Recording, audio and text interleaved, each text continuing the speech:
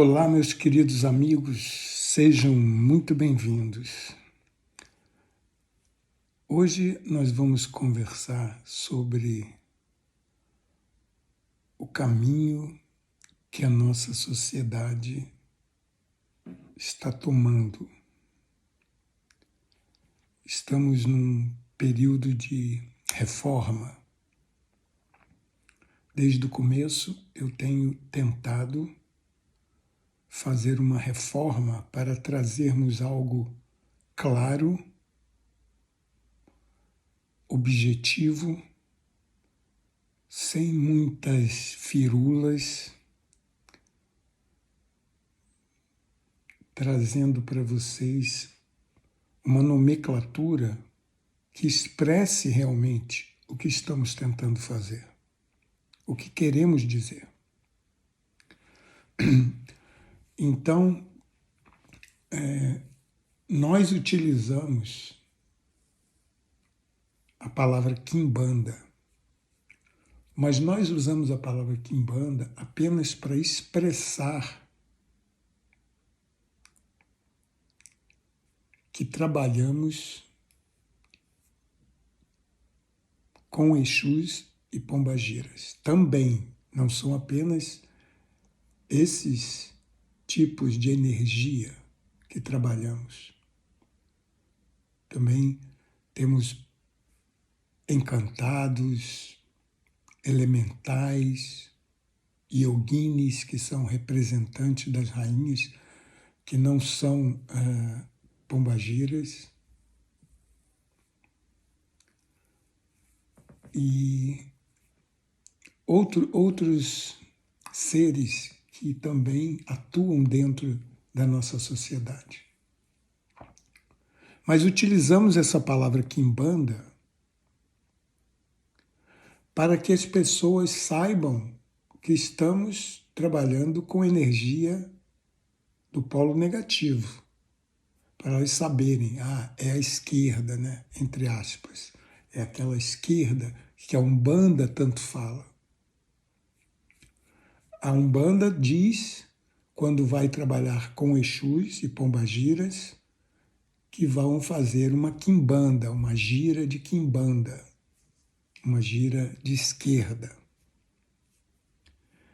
Mas a palavra quimbanda, como eu já expliquei, no Brasil ela tomou essa forma de que é uma religião independente. Não vamos aqui entrar em detalhes da história, como foi que ela se desvencilhou da Umbanda, não vamos aqui falar nisso. Vamos só deixar claro que nós não somos da Umbanda e também não somos da Quimbanda, dessa que vocês ouvem falar de muitas linhas que tem, linha Malay, linha Mossorumbi, luciferiana. Nós não somos uma dessas linhas. Eu quero deixar isso sempre claro, porque aí tem pessoas que chegam esperando aquele tipo de quimbanda, daquele, sabe, com aquele peso, sabe, com os sacrifícios de animais e aquela aura de que faz um trabalho para destruir, um trabalho para separar. Então, não estou dizendo que tem alguma coisa errada em fazer isso, não, muito pelo contrário. Mas se nós nos colocarmos nessa direção, nós vamos dar uma ideia errada do que a sociedade Reino da Lira realmente é. Então, nós temos que ter muito cuidado de não vendermos gato por lebre, porque uma pessoa que entra, ela tem uma expectativa. Então, não podemos iludir as pessoas que estão chegando pensando que vão encontrar aquele padrão das outras linhas da quimbanda, porque não é nesse sentido. Por isso que eu utilizo até o K em vez do QU, para diferenciar, para colocar quimbanda como a palavra original, que quer dizer curandeiro. E o objetivo, nós temos o objetivo de ensinarmos feitiçaria, magia, bruxaria, e esses são as qualificações de um quimbanda, de um curandeiro. Porque quando falamos curandeiro, ele não cura apenas os males físicos do corpo, assim como uma doença física, como problemas estomacais, cardíacos, nada disso. Ele vai além disso, ele vai a problemas emocionais, problemas mentais e até utilizando aquela famosa palavra problemas espirituais, que na verdade se subdividem. Pode ser problemas com espíritos que estão perturbando a pessoa, o famoso encosto obsessor, ou problemas espirituais no sentido de pessoas tentando se desvencilhar um pouco do materialismo e se importarem mais com outros valores, os tais valores espirituais, que na verdade são valores humanos, né? São valores morais. Então, por isso falamos de quimbanda, usamos essa palavra para mostrarmos que tem pombagiras e exus dentro da nossa sociedade. Para que quem venha saiba, bem, tem exus e pombagiras. Eu gosto de trabalhar com exus e pombagiras, então esse é um lugar para mim. Agora, quem teme essa palavra, não gosta desses seres, tem até um pouco de receio de entrar nesse tipo de meio, aí ela já sabe de cara logo, tá? A palavra quimbanda para isso. Na verdade, eu sempre tive vontade, eu já cheguei até uma época a mudar o nome do canal que eu uso no YouTube, porque eu coloco lá Sociedade Reino da Lira.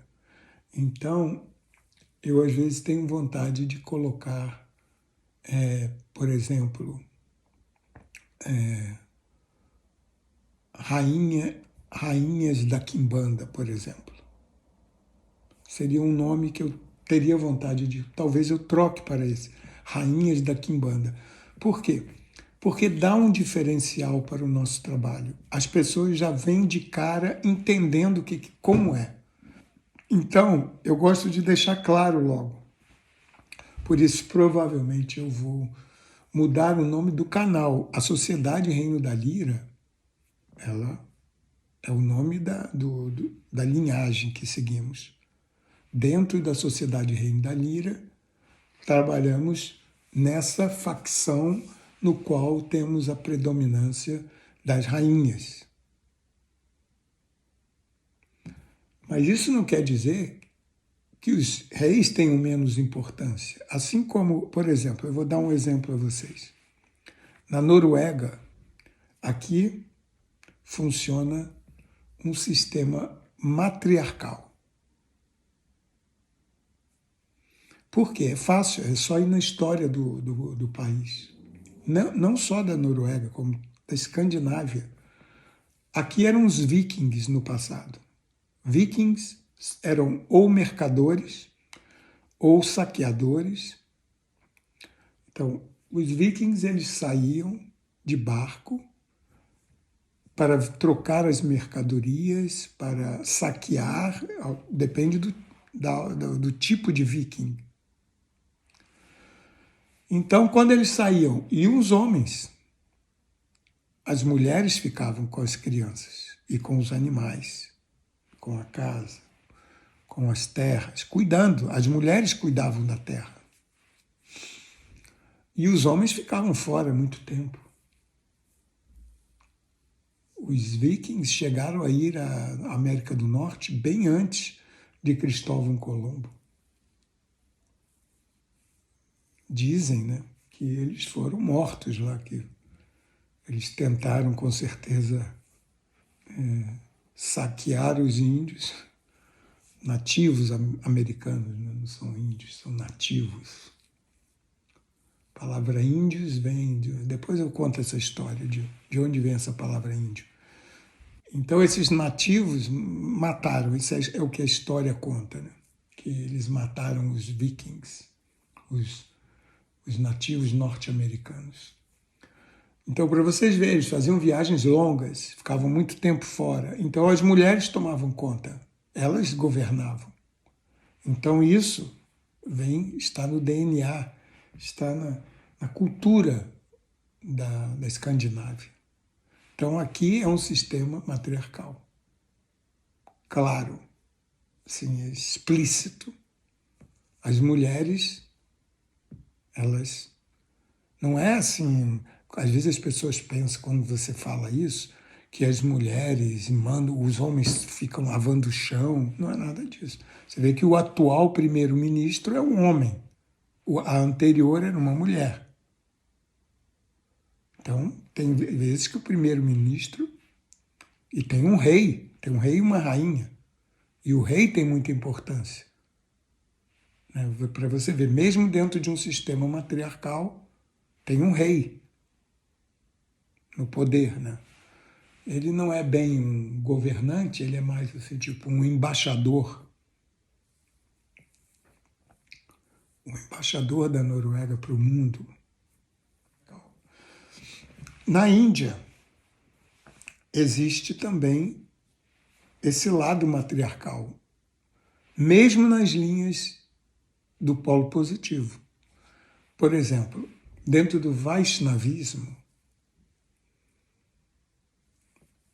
é muito comum na cidade de Krishna, né, que chama-se Vrindavan, a cidade de Krishna, tá? Onde Krishna nasceu, de acordo com a história ou lenda, como você quiser ver esse acontecimento.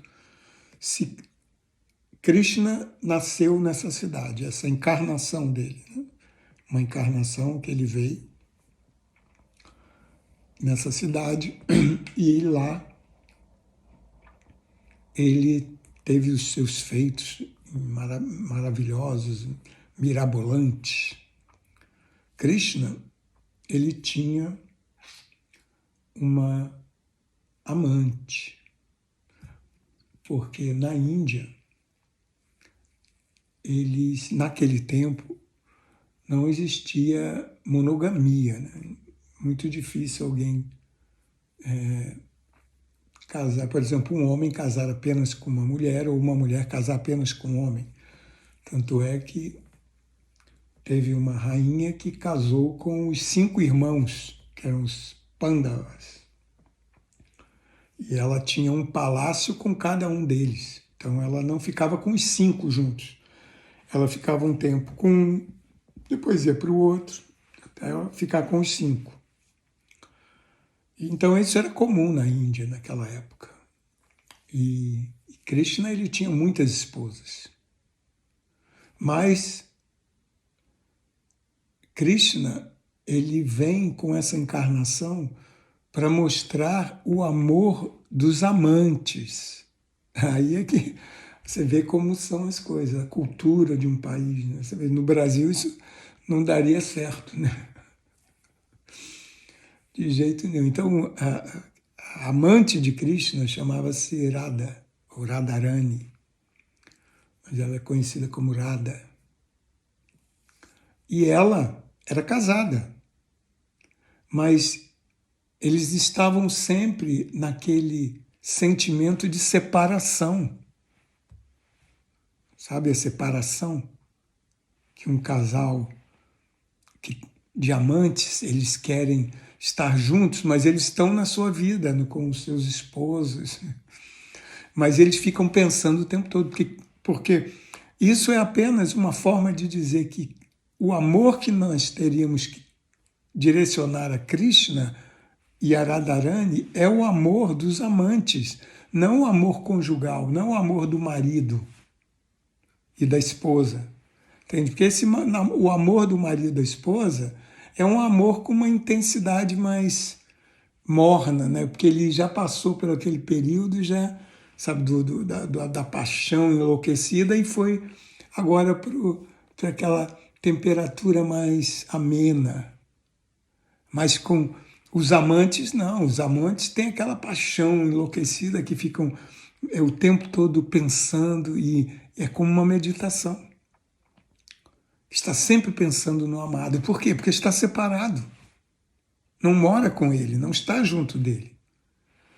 Então, na Índia, teve, antes desse trabalho de adoração a Krishna, teve um com adoração a outro casal, que era Rama e Sita, que eles sempre colocam a mulher na frente, é Sitaram e Radha Krishna. Você vê como é na Índia, né? Primeiro a mulher, depois o homem, né? Então, Rama era um rei e Sita sua rainha. E era o amor conjugal, porque todo o processo de meditação, de ouvir as histórias, era para você se ligar naquele homem que era um rei e uma rainha, que era o casal perfeito. Então, os dois simbolizavam o casamento perfeito. Agora, já Krishna, não. Krishna já é o amor dos amantes. Então, eles estavam sempre nesse sentimento de separação. Ela pensando nele e ele pensando nela. E se você for a Vrindavan, você vai ver que lá o comprimento que eles usam é Radha, que é uma forma de chamar Radha. Radha, Radha, Radha. Eles falam Radha, Radha, como se fosse, oi, olá, tudo bom? Entendeu? Usam a palavra Radha de Radharani, o nome dela, como comprimento. Você vê, mesmo é uma linha, o Vaishnavismo é uma linha do polo positivo e patriarcal, né? Porque se você for ver dentro da sociedade Vaishnava, é um machismo puro. É machismo na sua essência. Mas, mesmo assim, Radha está com o seu papel na frente, importante de Radha. Você primeiro oferece, tudo você pede permissão a Radha.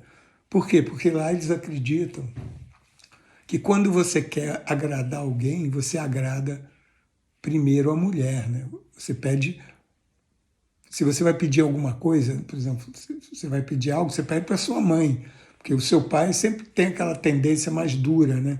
Então a mãe é mais mole, então você vai lá e fala, mamãe, eu queria muito uma bicicleta. E a mãe vai lá, querido, compre uma bicicleta para o nosso filho, porque se o garoto for direto no pai, papai, eu quero uma bicicleta, quer vai trabalhar para comprar a bicicleta. Não é assim?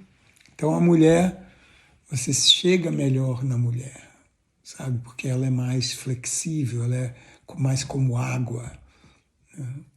O homem é mais duro, é mais como pedra. Então, por isso.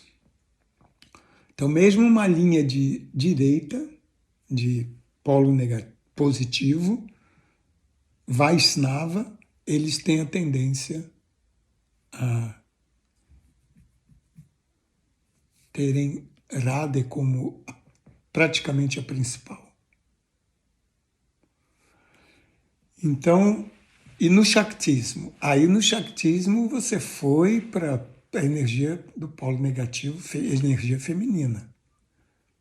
O Shaktismo, porque são as três linhas na Índia importantes, que é o Vaishnavismo, né, que eles são seguidores de Vishnu, né, e Krishna é uma encarnação de Vishnu, e tem o Shaktismo, e tem antes do Shaktismo eu quero falar do Shivaísmo, que são os adoradores de Shiva, né, que Shiva, ele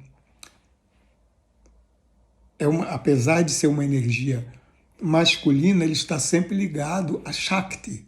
E daí surge a linha do Shaktismo. Entendeu? Porque Shiva está conectado a Shakti, porque ela é o oposto, né? Ela é o polo negativo, a energia feminina com Shiva, porque é Shiva e Shakti. E tem os adoradores de Shiva, né, que ficam mais ligados a Shiva Linga, que é o órgão sexual de Shiva, que eles não, a maioria dos templos de Shiva, eles não adoram uma estátua, não tem uma estátua de Shiva. Alguns lugares têm, mas eles geralmente estão ligados ao Shiva Linga, que é Linga quer dizer o falo, né, o órgão sexual de Shiva. E teve uma linha que chama-se Shaktismo, que é ligada à energia que está junto a Shiva, mas só que agora já colocou ênfase a ela e não a Shiva, no Shaktismo. Então lá são as deusas, lá são as rainhas. Todo o Shaktismo é voltado para a energia feminina. Mas é óbvio que Shiva está presente, porque você não pode separar. Você sempre tem os dois polos. Eu já expliquei isso. Eletricidade precisa dos dois polos. Mas eles dão a ênfase à Shakti. Como ela, eles chamam Adi Shakti, é a Shakti original. É como se fosse, dela vem tudo. Assim como se fosse uma mãe original. Ela dá nascimento a tudo. Mas lembre-se, dentro das energias, dentro do mundo material, nos sutis e grosseiros, matéria. Tá? Porque lá, no metafísico, não tem nada disso, de Shiva, Shakti, não tem nada disso lá. Porque lá é unidade, lá é absoluto. Então, quando eles saem de lá e entram nessa manifestação aqui, aí sim eles tomam essas formas de a mãe suprema, o pai supremo, porque vão dar origem à matéria, né? Vão procriar, como nós, como eu já procriei. Você que está me ouvindo foi procriado pelo seu pai e pela sua mãe, não foi? Então, é essa função. Todos os seres estão fazendo isso, né? Então, nós temos um pai físico, não temos pai metafísico, tá? Metafísico nós não nascemos, nem vamos morrer. Agora, então, o Shaktismo, ele tem uma beleza para quem seguiu essa linha. Eu segui durante muito tempo. Eu já segui linhas do polo positivo várias vezes na minha vida, por longo tempo também, e depois eu descobri o polo negativo e me dediquei totalmente a ele. E nunca mais saí. Porque eu vi a beleza do polo negativo. Porque a pessoa já tem isso dentro dela. Eu tinha muitos problemas quando eu estava no polo positivo.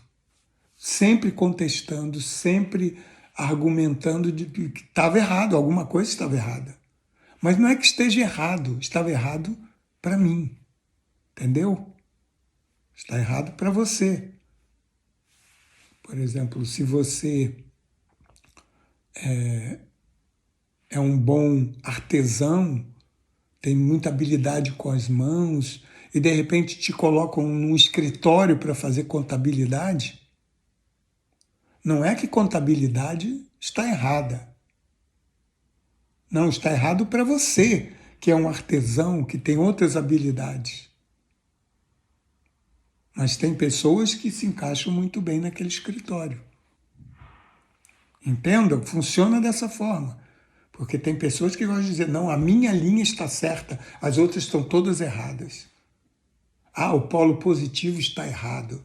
Ele tem um Deus manipulador que controla todo mundo, um tal de demiurgo, tem um tal de Deus aí. Não é nada disso. Aquele não é a sua linha.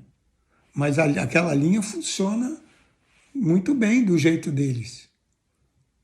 Ah, mas são religiões castradoras. Tem pessoas que se adaptam bem a regimes de castradores.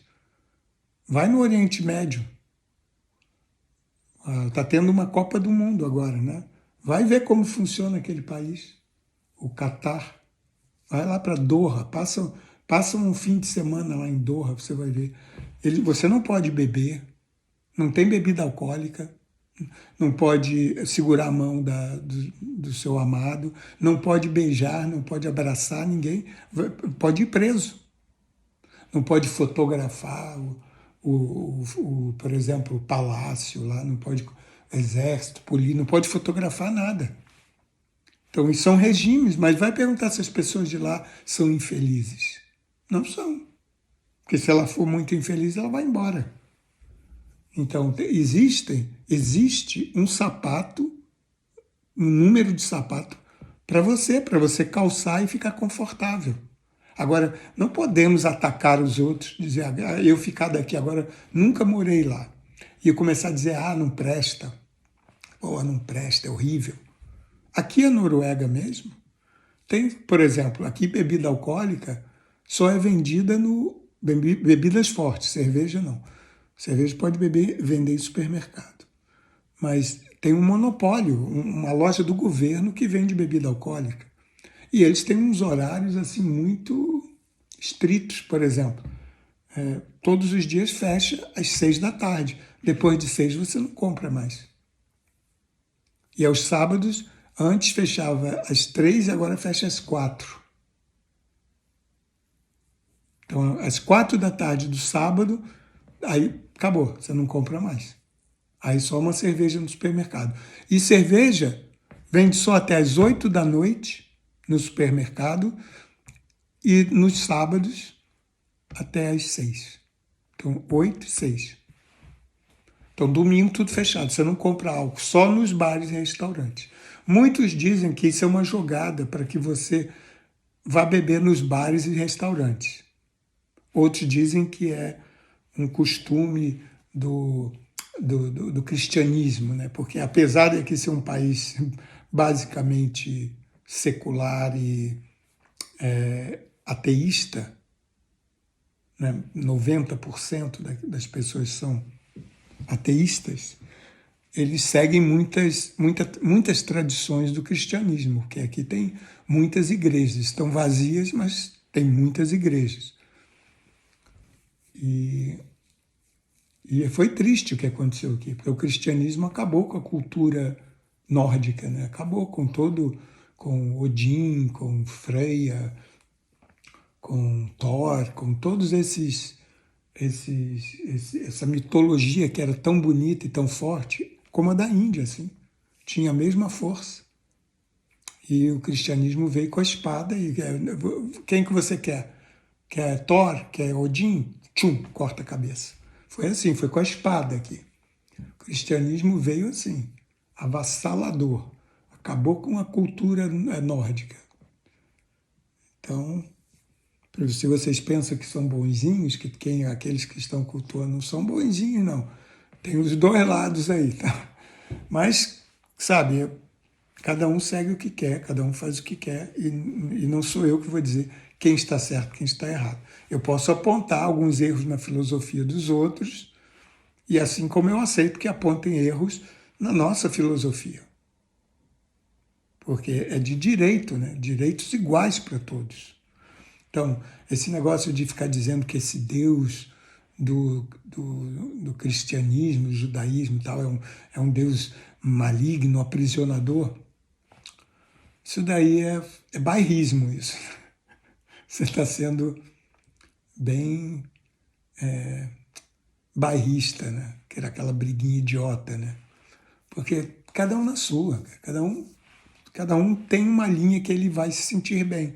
Se a pessoa se sente bem dentro de uma igreja, ótimo. Se a pessoa dá o dinheiro dela todo para o pastor e fica pobre e fica sem nada, isso é uma escolha dela. Ela faz o que ela quer, o dinheiro é dela. Tem pessoas que gastam com drogas. Tem pessoas que gastam no jogo. Tem pessoas que gastam com futilidades, comprando coisas caríssimas, desnecessárias.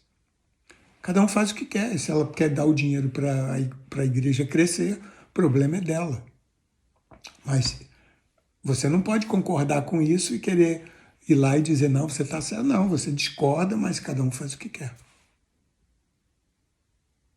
Eu posso não concordar com essa filosofia, mas isso não quer dizer que eu tenho que ir lá e peitar todo mundo e provar que eu sou o certo e eles estão errados. Isso é muita pretensão. Então, todas essas pessoas que ficam só lascando o malho, porque a gente pode conversar e de vez em quando apontar alguns erros. E tem que aceitar quando alguém aponta os nossos erros. Nós temos que ficar ligados com aquela parte que nós entendemos. Aí a gente segura, assim como um cego segurando a tromba do elefante. Aí a descrição dele é de um tubo. O outro segura numa das patas, aí vai dizer que é um pilar. O outro segura no rabo, vai ter uma outra ideia, né? Um segura no marfim, né? Lá na presa dele, vai ter uma outra ideia. Cada um segurando na sua parte. E quando você se segura numa parte, é como uma pessoa segura num toco boiando no mar quando está se afogando. Você se agarra ali. E é o que você entende. E não queira ficar criticando os outros, não. Concentre no seu trabalho. Bem, nós trabalhamos com as rainhas, certo? Na predominância. Temos essas 3 rainhas. Então nós direcionamos a esse ponto. E é ali onde nós desenvolvemos todas as nossas qualidades e aprimoramos o nosso conhecimento. É ali. Não adianta ficar pensando em outros, demiurgo, no Deus não sei de onde, em Shiva, em Vishnu. Não adianta, você vai ficar perdendo seu tempo. Direciona, foca. Bota ali o seu foco nas rainhas. Mas eu queria adorar reis. Então vai para um lugar onde tem reis. Eu queria adorar o diabo. Então vai para um lugar e adore o seu diabo lá. Aqui você vai encontrar as rainhas. Aqui nós somos basicamente. Por que eu falo lira? Porque a nossa rainha, ela é da lira. Aí nós estamos dentro do reino da lira. E o reino da lira trabalha sempre junto com o reino das encruzilhadas e o reino dos cruzeiros. Faz sempre uma trindade.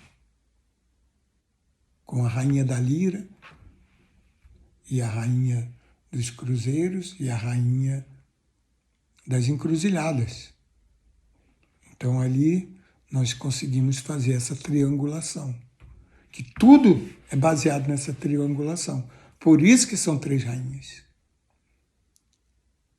Porque estão sempre triangulando. A energia está sempre triangulando. Os chakras são triângulos, são triangulações. Pequenos triângulos girando. Se você pensa que ele é uma bola, ele gira, ele toma essa forma. Mas eles são pequenas triangulações. Vocês têm que ver o Shri Yantra. Olhe para o Shri Yantra, procurem. Que é utilizado no Shaktismo, né? Na linha que eu segui, chama Shri Yantra, que é uma linha chamada Shri Vidya. Vidya quer dizer conhecimento. Então esse Vidya é como uma representação de todas as rainhas, as yoginis, todos esses seres. E tem também os masculinos. Porque tem representações do triângulo de cabeça para baixo, que é o polo negativo, e tem o triângulo de cabeça para cima, que é o positivo, polo positivo. Mas é uma linha do Shaktismo, então é uma linha do polo negativo, onde o culto é feito às energias femininas. Entendam? É o culto, assim como no cristianismo o culto é mais às energias positivas, né? Você cultua Jesus, cultua Deus, que é um senhor, né? Um senhor barbudo. Então é tudo patriarcal, entendeu? Então, mas nas linhas do Shaktismo e na linha que nós seguimos aqui dentro da Sociedade Reino da Lira, é uma linha do polo negativo. Portanto, quando é do polo negativo, na sua essência, é ligado às energias femininas. Mas não é uma energia feminina, como muitas mulheres pensam. Ah, então são das mulheres. Não é da mulher. É da energia feminina, que é representada pela mulher. A representação é a mulher. Mas os homens também têm essa energia. Homens têm energia feminina dentro deles. É a energia feminina refinada, aquela energia pura de uma mulher forte e segura. São essas as rainhas e são essas as representantes. São a elas que nós direcionamos a nossa meditação. São a elas que nós recorremos para que a gente possa usá-las como um espelho em que nós olhamos para elas e esse reflexo faça com que nós vamos nos aprimorar em qualidades humanas. Não é em negócio espiritual de vou avançar espiritualmente, eu agora sou desapegado de tudo. E não é esse tipo, não. Esse tipo é um tipo meio hipócrita. Você tem que ser assim, eu vou desenvolver qualidades humanas. Qualidades que serão úteis a todos em volta de mim.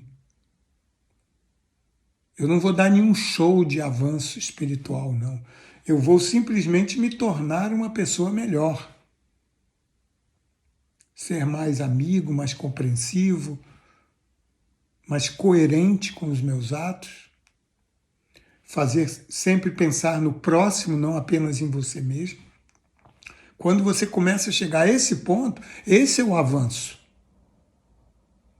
Agora não é aquele cara que se isola lá dentro de um templo e fica lá, ele faz o que ele quer da vida dele. Mas eu estou dizendo que não é esse tipo de avanço que nós estamos nos direcionando. Não queremos ser meditadores profissionais. Não vamos nos isolar e depois começar a tentar olhar todo mundo de cima, como se estivesse num pedestal. Não, a gente vai olhar de baixo, lá na mesma linha. Ninguém abaixo e ninguém acima. É esse o nosso ponto. Então, eu vou ficando por aqui. Salve as rainhas, salve a sociedade Reino da Lira.